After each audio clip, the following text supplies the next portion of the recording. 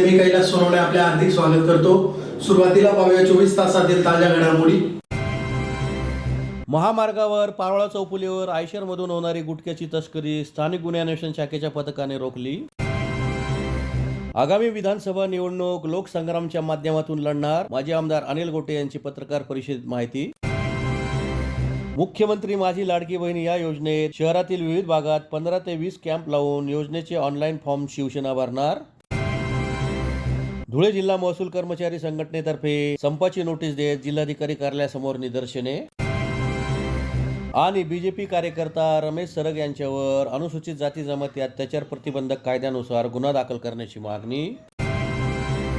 आता बातम्या विस्ताराने। मुंबई आग्रा महामार्गावर पारोळा चौफुलीवर आयशरमधून होणारी गुटख्याची तस्करी स्थानिक गुन्हे अन्वेषण शाखेच्या पथकाने रोखत 28 लाखाच्या गुटख्यासह 40,40,000चा मुद्देमाल जप्त केला आहे। मुंबई आग्रा महामार्गावर पारोळा चौफुलीवर आयशर वाहनातून मशिनरीचे स्पेअर पार्ट, तुपाचे डबे यासह परचुटन मालाच्या आड गुटख्याची होणारी तस्करी स्थानिक गुन्हे अन्वेषण शाखेच्या पथकाने रोखत 28 लाख रुपयांच्या गुटख्यासह 40,40,000चा मुद्देमाल हस्तगत केला आहे। याबाबत अधिक माहिती अशी की परराज्यातून महाराष्ट्र राज्यात प्रतिबंधित असलेला गुटखा पान मसाल्याची विक्री करण्याच्या उद्देशाने मोठ्या प्रमाणात तस्करी होते। या पार्श्वभूमीवर जिल्हा पोलीस अधीक्षक श्रीकांत दिवरे यांनी स्थानिक गुन्हे अन्वेषण शाखेचे पोलीस निरीक्षक श्रीकांत पवार यांना सूचना देऊन कारवाई करण्याचे आदेश दिले होते। त्या अनुषंगाने गुन्हे शाखेकडून गुटखा तस्करीबाबत गुप्त माहिती काढण्यात आली। त्यात राज्यात प्रतिबंधित असलेला गुटखा पान मसाल्याचा साठा लपवून आयशर सोनगीर तालुका धुळे गावाकडून धुळ्याकडे येत असल्याची माहिती दिनांक 10 रोजी पोलीस निरीक्षक श्रीराम पवार यांना मिळाली। त्यानुसार एक पथक रवाना करण्यात आले। आयशर वाहनाचा शोध घेत असताना पोलिसांनी मुंबई आग्रा महामार्गावरील पारोळा रोड चौफुली येथे संशयित आयशर वाहन क्रमांक MH18BA 1903 अडथळा करून थांबवले। वाहनावरील चालकाची चौकशी केली असता त्याने त्याचे नाव राहुल भटू डाळवाले वय 24 राहणार पिंपळादेवी शाळेच्या पाठीमागे मोहाडी उपनगर धुळे असे सांगितले। आयशर मधील मालाबाबत विचारपूस केली असता त्याने उडवाउडवीचे उत्तर दिले। पोलिसांनी राहुल डाळवाले यास ताब्यात घेत आयशर वाहनासह पोलीस अधीक्षक कार्यालयाच्या आहारात आणले। आयशरची तपासणी केली असता त्यात मशिनरीचे स्पेअर पार्ट, तुपाचे डबे, प्लॅस्टिक सीट यासह परचुटन मालाच्या आड विमल पान मसाला व सुगंधित तंबाखूचा साठा मिळून आला। या कारवाईत 24,31,200 रुपये किमतीचा विमल पान मसाला, 4,08,800 रुपये किमतीची विएक तंबाखू, 12 लाख रुपये किमतीचा आयशर असा एकूण 40,40,000 रुपये किमतीचा मुद्देमाल जप्त करण्यात आला। या प्रकरणी चालक राहुल ढालवले याच्या विरुद्ध आझादनगर पोलीस ठाण्यात गुन्हा दाखल करण्यात आला आहे। सदरची कारवाई जिल्हा पोलीस अधीक्षक श्रीकांत दिवरे, अप्पर पोलीस अधीक्षक किशोर काळे यांच्या मार्गदर्शनाखाली स्थानिक गुन्हे अन्वेषण शाखेचे पोलीस निरीक्षक श्रीराम पवार, सहाय्यक पोलीस निरीक्षक श्रीकृष्ण पारधी, पोलीस उपनिरीक्षक प्रकाश पाटील, अमरजित मोरे, अमित माळी, संदीप पाटील, रवींद्र माळी, संदीप सरक, संतोष हिरे, रविकिरण राठोड, सुशील शेंडे, निलेश पोद्दार, सागर शिर्के, हर्षल चौधरी आदींनी केले। आज दिनांक 10 जुलै रोजी महाराष्ट्र राज्यात प्रतिबंधित असलेला विमल हा गुटखा धुळे जिल्ह्यातून त्याची अवैध विक्रीसाठी वाहतूक होत असल्याची गोपनीय माहिती मिळाली। त्याप्रमाणे पारोळा चौफुली येथे नाकाबंदी लावून सदर गोपनीय माहिती असलेला वाहन आयशर वाहन क्रमांक MH18BA 9903 याला ताब्यात घेऊन त्याच्या ड्रायव्हर नामे राहुल भटू ढालवाले धुळे याच्याकडे विचारपूस केली असता त्याने सुरुवातीला उडवाडीची उत्तरे दिली। सखोल चौकशी केली असता त्यामध्ये एकूण 30 लाखाचा विमल हा गुटखा मिळून आलेला आहे। त्याचप्रमाणे आयशर अशी एकूण 40 लाखाचा मुद्देमाल आपण ताब्यात घेऊन आझादनगर पोलीस स्टेशन येथे गुन्हा दाखल करण्यात आलेला आहे। तसेच याचा सखोल तपास करण्यात येईल। धन्यवाद।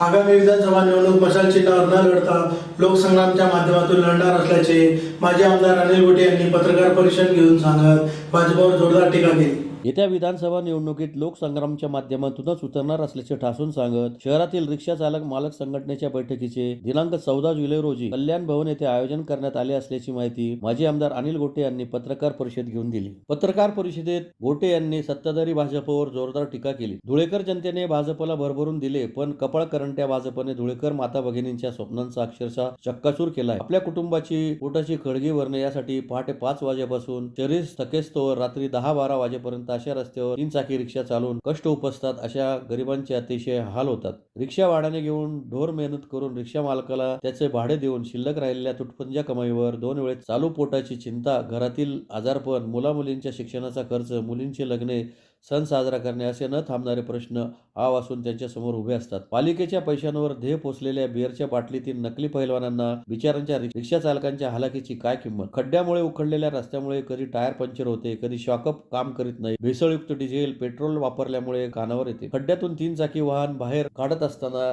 रिक्षा पलटी होतात. रिक्षातील प्रवासी, शाळेतील विद्यार्थी इत्यादी निष्पाप निरपराध लोकांना पालिकेच्या भ्रष्टाचाराची शिक्षा भोगावी लागत आहे. एक ना अनेक संकटा या गरिबीमुळे पिसलेल्या निष्पाप माणसाला सामोरे जावे लागते. याच दृष्टिकोनातून आपण शहरातील चाळीसगाव रोड, 80 फुटी रस्ता, मार्केट कमिटी समोरील पारोळा रोड, साक्री रोड असे असंख्य रुंद करून वाहतूक सुरळीत व्हावी, रस्त्यालगतच्या जागेवर दुकाने होऊन शहरातील व्यापार वृद्धी व्हावी यासाठी प्रयत्नांची पराकाष्ठा केली. पण मध्यंतरीच्या दंगलबाजीने शहराची काय वाताहत लागली आहे आपण उघड्या डोळ्यांनी पाहत आहातच.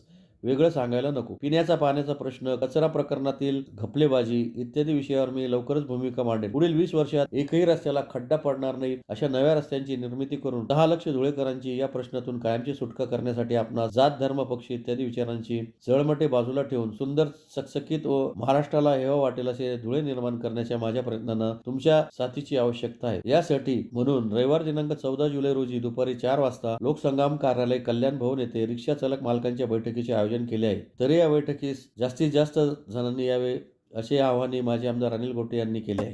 हिट अँड रन या प्रकरणामध्ये धुळे पोलीसही मागे नाहीत. उलट एक पाऊल पुढे आहेत. 10/5/2024 या दिवशी 2 तरुण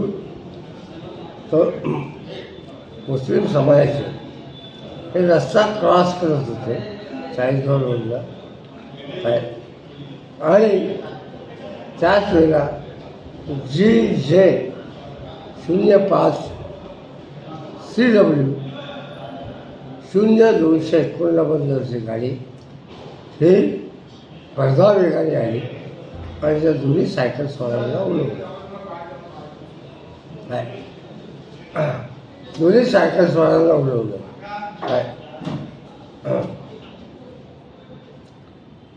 आता पोलिसांनी त्या ठिकाणी मी आता कॅमेऱ्यासमोर बोलते 3 लाख रुपयाची तोडी पाणी करून त्या मालकाला आणि ड्रायव्हरला सोडून दिलं. एवढंच नाही, तो फिर्याद लिहिताना त्याच्या भावाकडनं अशी फिर्याद घेतली की आमचे भाऊ जोरात गाडी चालवत होते, ते जाऊन इनोव्हाला धडकले. आता इनोव्हाला धडकल्यानंतर माणसं जागसाचे मरतात हे शक्य आहे का? काय आजूबाजूचे लोक सांगतात चिरडले म्हणून. काय तेव्हा याच्याबद्दल मी आता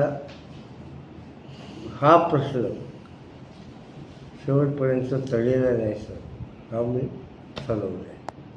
मुख्यमंत्री माझी लाडकी बहीण या योजनेत तब्बल 65,000 फॉर्म व माहितीपत्रक घरोघरी वाटप करण्यात आली असून शुक्रवारपासून शहरातील प्रत्येक भागात 15 ते 20 कॅम्प लावून योजनेचे ऑनलाईन फॉर्म भरून घेण्यात येणार असल्याची माहिती शिवसेनेचे महानगर प्रमुख मनोज मोरे यांनी पत्रकार परिषद घेऊन दिली. लाडकी बहीण योजनेपासून वंचित राहू नये म्हणून शिवसैनिक मैदानात उतरले आहेत. शिवदूत आणि बूथ प्रमुखांच्या माध्यमातून संपूर्ण धुळे शहर पिंजून काढण्यात आले आहे. तब्बल 65,000 फॉर्म आणि माहितीपत्रक घरोघरी वाटप करण्यात आले असून शुक्रवारपासून प्रत्येक भागात तब्बल 15 ते 20 कॅम्प लावून लाडकी बहीण योजनेचे फॉर्म ऑनलाईन भरून घेतले जाणार असल्याची माहिती शिवसेना जिल्हा प्रमुख मनोज मोरे यांनी पत्रकार परिषद घेऊन दिली. धुळे शहर विधानसभा मतदारसंघावर नैसर्गिक न्यायानुसार शिवसेनेचा हक्क आहे, त्यामुळे धुळ्याची जागा शिवसेनेला सुटणार असा आम्हाला विश्वास आहे. धुळे विधानसभा शिवसेनेच्या माध्यमातून लढवण्यास इच्छुक असल्याचे मनोज मोरे यांनी सांगितले. महायुतीच्या जागा वाटपाच्या चर्चेत शिवसेनेऐवजी ही जागा मित्र पक्षाला सुटली तर आम्ही त्यांचा प्रचार करू आणि महायुतीचा उमेदवार निवडून आणू असे मोरे यांनी सांगितले. मुख्यमंत्री लाडकी बहीण योजना जाहीर होताच दुसऱ्या दिवसापासून शासकीय फॉर्म उपलब्ध करून घेत शहरातील भागाभागात शिवसेनेचे पदाधिकारी, बूथ प्रमुख, शिवदूत यांच्या माध्यमातून योजनेचे फॉर्म व माहितीपत्रक घरोघरी वाटप करीत एकही लाडकी बहिणी योजनेपासून वंचित राहू नये यासाठी तब्बल 1 लाख लाडक्या बहिणींपर्यंत पोहोचवण्याचे उद्दिष्ट डोळ्यासमोर ठेवत शिवसैनिक मैदानात उतरले आहेत. बघता बघता आठवड्याभरात 65,000 माहिती पत्रक व फॉर्म घरोघरी वाटण्यात शिवसैनिक यशस्वी झाले आहेत. लवकरच 1 लाखाचा टप्पा शिवसैनिकांच्या जोरावर धुळे जिल्हा शिवसेना पूर्ण करेल व गरज पडली तर अजून जास्तीचे फॉर्म वाटून आमच्या लाडक्या बहिणी या योजनेपासून वंचित राहणार नाही त्याची काळजी घेतली जाईल. आता पुढच्या टप्प्यात शुक्रवारपासून शहरातील प्रत्येक भागात कॅम्प लावत वायफाय यंत्रणेसह कॉम्प्युटर, लॅपटॉप व मोबाईलद्वारे लाडक्या बहिणीचे फॉर्म ऑनलाईन भरण्यासाठी शिवसेना संपर्क कार्यालय, शिवतीर्थ व जवळपास 15 ठिकाणी फॉर्म भरण्याची व्यवस्था करण्यात येणार आहे. गरज पडल्यास अजून कॅम्प वाढवत या योजनेतून लाडक्या बहिणींना लाभ मिळवून देण्याचा संकल्प शिवसेनेने केलेला आहे. 31 ऑगस्टपर्यंत या योजनेचे फॉर्म भरण्याची मुदत असून 31 ऑगस्टला जरी आपण फॉर्म भरला तरी आपणास जुलैपासून लाभ मिळणार आहे. त्यामुळे काळजी घेत घाई गर्दी न करता व्यवस्थितपणे आपले फॉर्म भरत या क्रांतिकारी योजनेचा लाभ घ्यावा असे आवाहन मोरे यांनी केले आहे. यावेळी महानगर प्रमुख संजय वाले, अनिल जगताप, मनोज कोळेकर, कल्पेश चव्हाण, हाजी हसीम कुरेशी आदी उपस्थित होते. धुळे जिल्हा शिवसेनेच्या माध्यमातून आमचे शिवसेनेचे पदाधिकारी, शिवसैनिक, बूथ प्रमुख आणि शिवदूतांच्या माध्यमातून आम्ही शहरामध्ये ही योजना लागू झाल्यापासून आजपर्यंत तब्बल 65,000 फॉर्म आणि माहिती वाटप फॉर्म आणि पत्रकाचं वाटप केलेलं आहे. 1 लाख महिला भगिनींपर्यंत हे फॉर्म वाटपाचं आमचं उद्दिष्ट आहे आणि उद्यापासून शहराच्या प्रत्येक भागामध्ये आम्ही 2-2, 3-3 कॅम्प राबवून साधारण 15 ते 16 कॅम्प उद्यापासून आमचे सुरू होत आहेत. ऑनलाईन फॉर्म आम्ही भरून घेणार आहेत आणि 1 लाखापेक्षा जास्त महिला आल्या तरी त्यांना ऑनलाईन फॉर्म भरून हा लाभ मिळवून देण्याचं उद्दिष्ट शिवसेनेचं आहे. जर याच्यानंतर गर्दी पडत असली आणि जर जास्त कॅम्पची गरज असली तर अजून आम्ही कॅम्प वाढवू. शिवसैनिकांच्या माध्यमातून, शिवदूतांच्या माध्यमातून आणि बूथप्रमुखांच्या माध्यमातून या शहरातली एकही महिला आमची मुख्यमंत्री साहेबांनी घोषित केलेली लाडकी बहीण वंचित राहू नये यासाठी शिवसेना मैदानात उतरलेली आहे. धुळे जिल्हा महसूल कर्मचारी संघटनेतर्फे जिल्हाधिकारी कार्यालयासमोर निदर्शने करीत 15 जुलैपासून बेमुदत संपावर जाण्याची नोटीस देण्यात आली. महसूल कर्मचारी दिनांक 15 जुलैपासून राज्यव्यापी बेमुदत संपात सहभागी होत असून धुळे जिल्हा महसूल कर्मचारी संघटनेतर्फे जिल्हाधिकारी कार्यालयासमोर निदर्शने करीत संपाबाबतची नोटीस देण्यात आली. महाराष्ट्र राज्य महसूल कर्मचारी संघटनेच्या विविध मागण्यांकडे शासन स्तरावरून कोणतीही सकारात्मक कारवाई होत नसल्याने संघटनेतर्फे आंदोलनाची भूमिका घेण्यात आली आहे. त्या अंतर्गत बुधवार दिनांक 10 जुलैपासून आंदोलनास सुरुवात करण्यात आली आहे. बुधवारी काळ्या फिती लावून काम करण्यात आले. गुरुवारी जेवणाच्या सुट्टीत निदर्शने करण्यात आली. शुक्रवार दिनांक 12 रोजी लेखणी बंद आंदोलन करण्यात येणार आहे. तसेच सोमवार दिनांक 15 जुलै रोजी बेमुदत काम बंद आंदोलन सुरू करण्यात येणार आहे. त्याबाबतची नोटीस जिल्हाधिकाऱ्यांना देण्यात आली आहे. यावेळी संघटनेचे अध्यक्ष सुरेश पाईकराव, संजय जगताप, किशोरी हरणे, शुभम सोमवंशी, दीपक अटकर, दीपक पाटील, अनिल पाटील, अमोल पाटील, विनोद जोशी, धीरज वारुडे आदी उपस्थित होते. राज्यामध्ये महसूल कर्मचारी संघटना, महसूल कर्मचारी काल दिनांक 10 जुलैपासून संप आंदोलन करीत आहेत. तसेच आज रोजी भोजन काळामध्ये निदर्शन करण्याचे ठरवल्यानुसार आज रोजी आम्ही निदर्शनं करत आहोत. महसूल कर्मचारी संघटनेच्या ज्या प्रमुख मागण्या आहेत त्यामध्ये महसूल विभागाचा नवीन आकृतीबंध लागू झाला पाहिजे. कारण की 2006 पासून 6 मध्ये जेव्हा महसूल विभागाचा आकृतीबंद झाला त्यानंतर 2016 मध्ये 10 वर्षानंतर तो नवीन आकृतीबंद लागू होणे आवश्यक होते. परंतु शासनाने अद्यापपर्यंत महसूल विभागाचा नवीन आकृतीबंद लागू केलेला नाही. त्यामुळे अनेक पदं जी आहेत ती कमी होण्याच्या मार्गावर आलेली आहेत. नवीन पदांची भरती केली जात नाही. महसूल सहाय्यक या पदाचा ग्रेड पे 1900 आहे आणि त्याच समकक्ष जे पद आहे तलाठी त्याचा ग्रेड पे जो आहे तो 2400 आहे. म्हणून महसूल संघटनेची आमची अशी एक मागणी आहे की महसूल सहाय्यक पदाचा जो ग्रेड पे आहे तो 1900 वरून 2400 करण्यात यावा. त्याचप्रमाणे नायब तहसीलदार पदाचा जो ग्रेड पे आहे तो 4300 आहे. परंतु नायब तहसीलदार हे पद वर्ग 2चं पद आहे आणि वर्ग 2चं पद असून देखील वर्ग 3च्या पदाची वेतन श्रेणी ही नायब तहसीलदार पदाला लागू करण्यात आली. ती नायब तहसीलदार पदाची वेतन श्रेणी ही 4800 करण्यात यावी अशी महसूल संघटनेची, राज्य महसूल कर्मचारी संघटनेची मागणी आहे. त्याचप्रमाणे पुरवठा विभागामध्ये राज्य शासनाने सरळ सेवेने पदाची भरती करण्याचे सुरू केलेलं आहे आणि या महिन्याच्या अखेरपर्यंत शक्यतोवर महसूल पुरवठा विभागामध्ये नवीन डायरेक्टली पदं भरण्यात येणार आहेत. त्यामुळे महसूल विभागामध्ये 10 ते 15 वर्षापासून जी आमची कर्मचारी कामं करतात त्यांना पदोन्नतीपासून वंचित राहावं लागेल.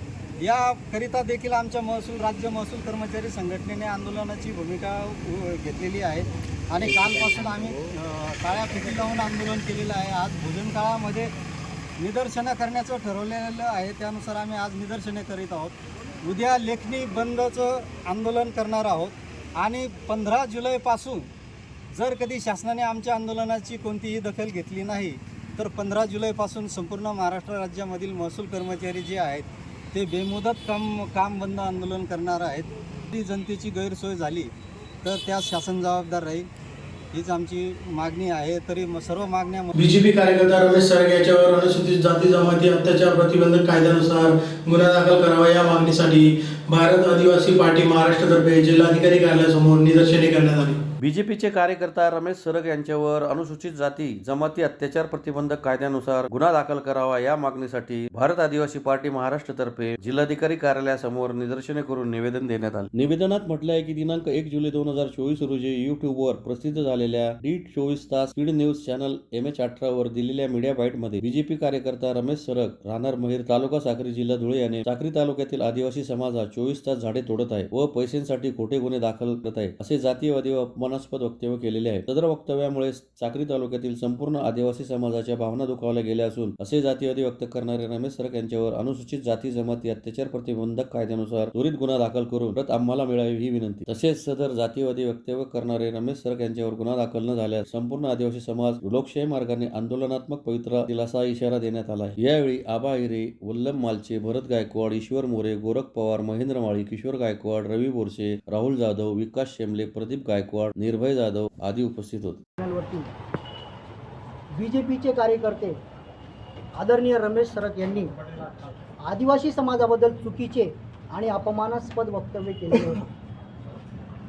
ते वक्तव्य असे की साक्री तालुक्यातील आदिवासी समाजात 24 तास झाडे तोडतो आणि साक्री तालुक्यातील आदिवासी समाजात पैशांसाठी खोटे गुन्हे दाखल करतो. तरी या ठिकाणी आम्हा सर्व आदिवासी भाऊबंधांच्या भावना दुखावल्या गेलेल्या आहेत आणि म्हणून आदिवासींबद्दल चुकीचे आणि अपमानास्पद वक्तव्य करणारे बीजेपीचे कार्यकर्ता रमेश सरग यांच्यावरती ॲट्रॉसिटी ॲक्ट अंतर्गत गुन्हा दाखल झालाच पाहिजे याची मागणी आज आम्ही जिल्हाधिकारी साहेबांकडे केलेली आहे. त्याच अनुषंगाने साक्री तालुका जो की धुळे जिल्ह्यातील 5th शेड्यूल जिल्हा 5व्या अनुसूचीमधील धुळे जिल्हा याच्यातला हा साक्री तालुका ज्याची मोर दॅन 50% पॉप्युलेशन ही ट्रायबल आहे.